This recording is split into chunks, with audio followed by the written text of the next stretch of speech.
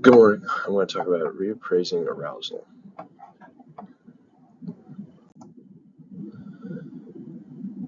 So, 86% of college students have felt overwhelmed. 81% of college students have felt exhausted. Can stress and anxiety be a tool that we use? This is a question asked by James and his colleagues, and it's geared towards helping students figure out if there's a better way to use stress rather than it being something that inhibits learning and academic success. To do this, they took 25 male and 25 female participants, and they did a series of physiological tests to make sure they were up to this before they got into it. So they did an electrocardiogram as one of the tests. They also did an impedance cardiograph, which measures blood flow, and then they also did a blood pressure test. These are just some physiological tests that they did. Once they were cleared, they were divided into three groups: a reappraisal group, which were told to turn stress into a tool. There was an ignore group, just told to ignore the stress, and then there was no intervention where they were told nothing and they were just told go with what you think is going to happen. Once they were in these groups, they did a series of questionnaires and a stress speaking test while being judged by an audience. This audience, they didn't give any verbal cues. However, their body language, they were crossing their arms, frowning, giving negative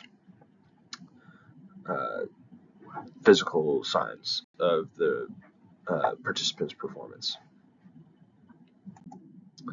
So the results from this turns out reappraisal does work. So in TPR and CO reactivity, the reappraisal has significant benefits as compared to the other two categories. So TPR is vasoconstriction within the body, and then CO is the blood ejected from the heart per minute.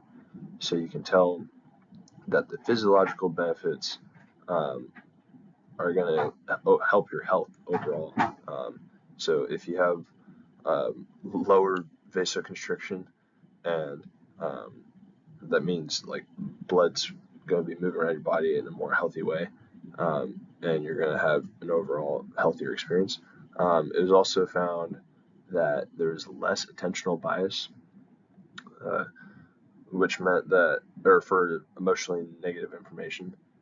So that meant that it wasn't as big a problem as it could have been. So they were just ignoring the negative information. So these are two physiological, this is a physiological and a cognitive result that was found by Jameson and his colleagues. So personal experiences. I know in stressful academic situations, particularly in a coding class that I've had to take, or it was coding and data analysis research, there was spinning. I find myself constantly reviewing material, but never really knowing what I was reviewing or realizing what I was reviewing, and I couldn't tell you what I was doing. So going forward, reading one line at a time.